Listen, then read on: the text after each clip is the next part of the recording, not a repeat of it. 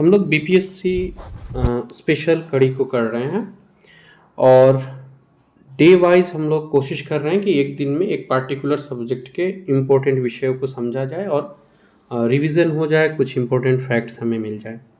इसी कड़ी में आज हम लोग इंडियन पॉलिटी लेकर के आए हैं और आज पूरे दिन जो 3 वीडियोज़ आने वाले हैं ये आपको ऑलमोस्ट 500 क्वेश्चंस आपको रेडी करा देंगे, नोट्स 500 क्वेश्चंस का, और जो विषय समझ में नहीं आएगा उसे हम लोग समझने का भी प्रयास करेंगे। स्टेट पीसीएस यूपीएससी इस तरह के एग्जाम का प्रिपरेशन कर रहे हैं, चैनल को सब्सक्राइब कर लीजिए और ऐसे प्रिपरेशन करने वाले तो शेयर भी कर दीजिए। वीडियो में अंत तक रहिएगा और आज के पूरे दिन जो वीडियोज़ आएंगे 2-3 ये इंडियन पॉलिटी के ऊपर आएंगे और कम से कम 500 प्रश्न आपके साथ चर्चा किया जाएगा। तो स्टार्ट करते हैं। सबसे पहला प्रश्न, संविधान सभा का गठन कैबिनेट मिशन की सिफारिश पर किया गया था और ये जो आपको ईस्वी था वो 1946 है। संविधान सभा का निर्माण करने वाला पहला देश कौन सा है? तो ये संविधान सभा का निर्माण करने वाला जो पहला देश है अमेरिका है, 1787 में। कैबिनेट मिशन भारत कब आया था? तो कैबिनेट मिशन भारत आया 24 मार्च 1946 को। इसको जो नेतृत्व दे रहे थे पैथिक लॉरेंस थे, इन्हीं के अध्यक्ष में कैबिनेट मिशन भारत में आया था 1946 और इनके 3 सदस्य थे, स्टेफोर्ड क्रिप्स, पैथिक लॉरेंस और एबी अलेक्जेंडर। ये भी इंपॉर्टेंट हो जाता है। इस 10-15 मिनट की वीडियो में हम लोग 50 प्लस क्वेश्चन सोल्व करने वाले हैं। 50 प्लस क्वेश्चन हम लोग एमसीक्यू फैक्ट्स प्राप्त करने वाले हैं। कैबिनेट मिशन का भारत आने का मुख्य उद्देश्य क्या था? तो ये संविधान सभा का निर्माण करना और अंतरिम सरकार का गठन करना था। कैबिनेट मिशन के तहत संविधान सभा में कुल 389 सीट निश्चित की गई थी, जिसमें महिलाओं की संख्या 15 रखी गई थी।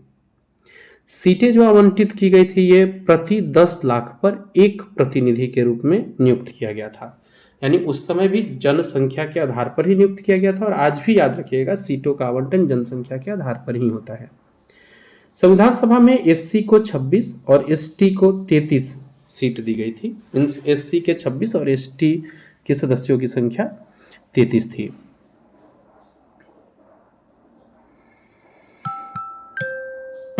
नेक्स्ट, संविधान सभा में हैदराबाद के प्रतिनिधियों ने भाग नहीं लिया था।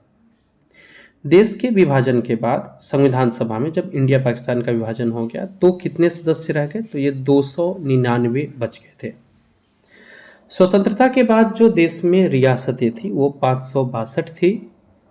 संविधान सभा का गठन हुआ जुलाई 1946 में और अंतरिम सरकार का गठन हुआ 2 सितंबर 1946 को जवाहरलाल नेहरू की अध्यक्षता में। बीपीएससी 70वीं को ध्यान में रखकर हम लोग स्पेशल कड़ी चला रहे हैं। एक पूरी प्लेलिस्ट है, आप वहां जाकर के सब्जेक्ट वाइज वीडियोस को देख सकते हैं और अभी से भी आप बीपीएससी प्रीलिम्स तक जुड़े रहते हैं तो हम लगातार एक दिन में एक सब्जेक्ट के कम से कम 500 प्लस फैक्ट्स और 2-3 जटिल विषय समझने का प्रयास करते हैं, जो एग्जाम की दृष्टि से बहुत हेल्पफुल होने वाला है। संविधान सभा की जो पहली बैठक हुई वो 9 दिसंबर 1946 को दिल्ली में हुई थी, जिसमें 207 सदस्य आए थे, भाग लिए थे। मुस्लिम लीग ने इसका बहिष्कार किया था। मुस्लिम लीग के कोई भी सदस्य इसमें भाग नहीं लिए थे। संविधान सभा की पहली बैठक की अध्यक्षता सच्चिदानंद सिन्हा ने किया था और ये अस्थायी अध्यक्ष थे। अब ये एक इंटरेस्टिंग फैक्ट है कि संविधान सभा के अध्यक्ष जो अस्थायी या अस्थायी, पहले दोनों ही बिहार से थे। अस्थायी में सच्चिदानंद सिन्हा जी थे जबकि अस्थायी में डॉक्टर राजेंद्र प्रसाद थे। संविधान सभा के संवैधानिक सलाहकार वी.एन. राव थे और संविधान सभा का जो प्रारूप तैयार किया था ये वी.एन. राव ने ही तैयार किया था, यानी इनका जो पूरा नाम है वो वेनेगल नरसिंह राव है। ठीक है, तो ये है ये हम लोगों ने देखा संविधान सभा के गठन के पहले की तस्वीर। अब आते हैं क्या होता है संविधान सभा में। डॉक्टर राजेंद्र प्रसाद संविधान सभा के पहले अस्थायी अध्यक्ष चुने जाते हैं 11 दिसंबर 1946 को, जो संविधान सभा की दूसरी बैठक है। ठीक है, तो पहले अध्यक्ष जो है अस्थाई वो डॉक्टर राजेंद्र प्रसाद है। अस्थायी सच्चिदानंद सिन्हा है। संविधान सभा के समक्ष सबसे पहले जो प्रस्ताव लाया गया ये उद्देश्य प्रस्ताव था और इसे प्रस्तुत किया था जवाहरलाल नेहरू जी ने 13 दिसंबर 1946 को। उद्देश्य प्रस्ताव को ही उद्देशिका के रूप में हम लोग जो जानते हैं, उद्देशिका के रूप में इसे पारित किया गया था 22 जनवरी 1947 को। यही उद्देशिका के रूप में पारित हुआ।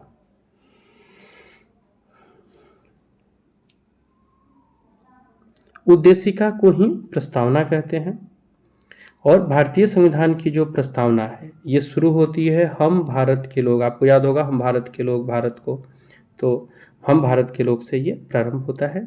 प्रस्तावना किस देश से लिया गया है? तो प्रस्तावना को लिया गया है अमेरिका से, जबकि प्रस्तावना की जो भाषा पद्धति है ये ऑस्ट्रेलिया से लिया गया है। प्रस्तावना में अब तक कितनी बार संशोधन हुआ है? तो केवल एक बार हुआ है, वो आपको 42वें संविधान संशोधन 1976 में प्रस्तावना में एक बार संशोधन किया गया था। तो वो एकमात्र संशोधन हुआ है प्रस्तावना में।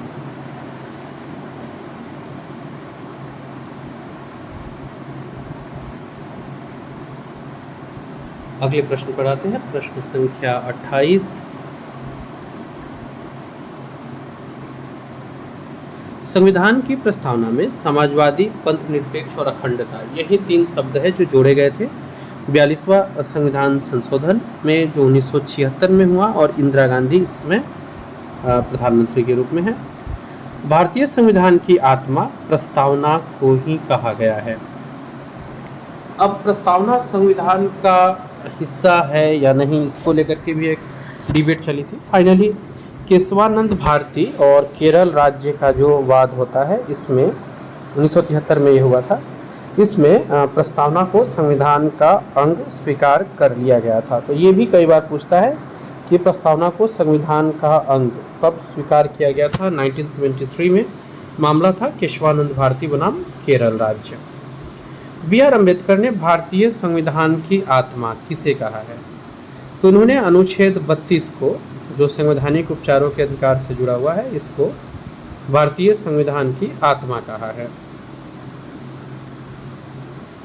अगले प्रश्न पर नेक्स्ट हमारा फैक्ट है,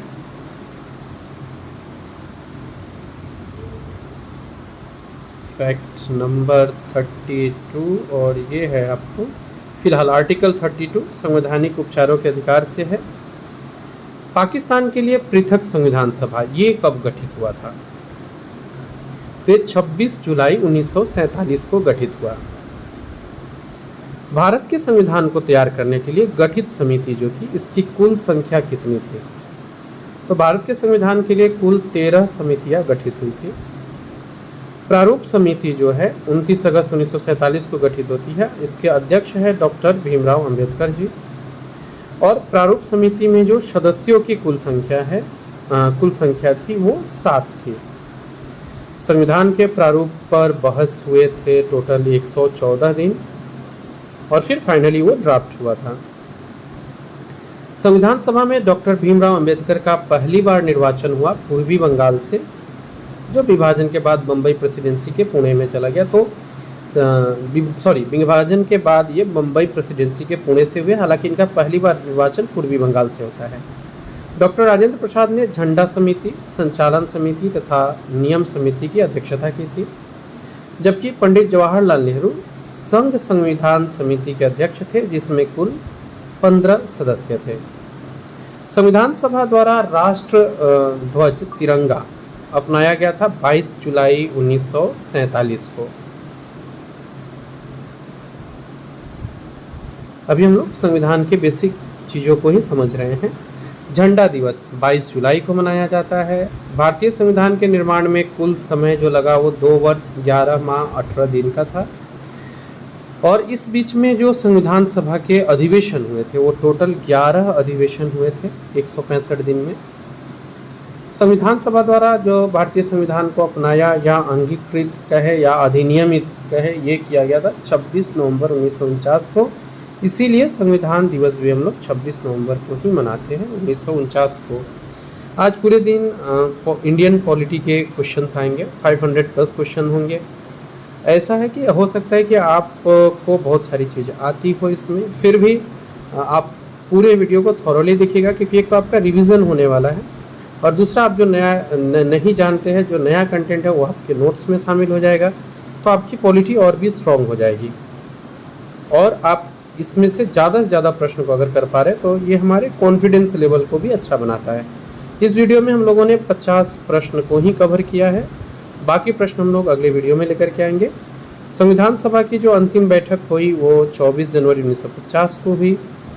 जन गण मन को राष्ट्रगान के रूप में इसी दिन स्वीकार किया गया, मीन्स 24 जनवरी 1950 को, जबकि संविधान सभा द्वारा जो राष्ट्रगीत के रूप में वंदे मातरम है, इसको 26 जनवरी 1950 को स्वीकार किया गया और संपूर्ण संविधान लागू हुआ 26 जनवरी 1950 को ही।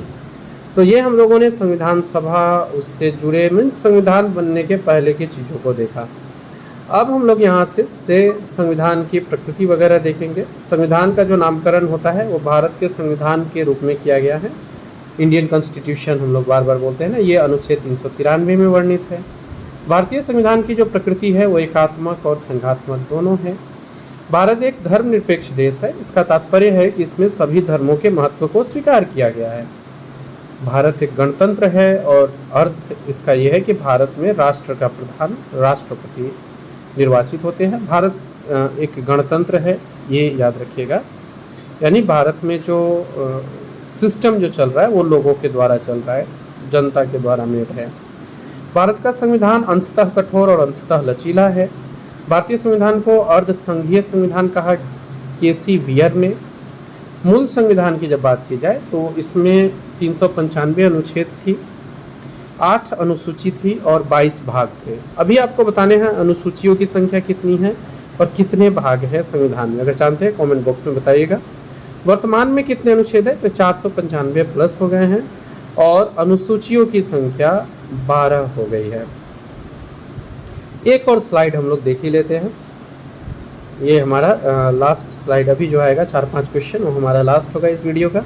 फिर अगले वीडियो में हम लोग इसको कंटिन्यू करेंगे या कुछ दूसरे भी फैक्ट्स लेकर के आएंगे, लेकिन आज पूरे दिन इंडियन पॉलिटी करेंगे और लगभग 500 क्वेश्चंस तो जरूर समझेंगे, जानेंगे, रिवीजन करेंगे, याद करेंगे।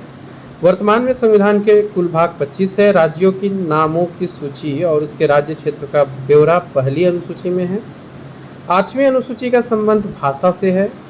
वर्तमान में 8वीं अनुसूची में 22 है भाषा, जो कि शुरू में 14 थी, और सिंधी भाषा को 8वीं अनुसूची में 21वें संविधान संशोधन 1967 द्वारा जोड़ा गया।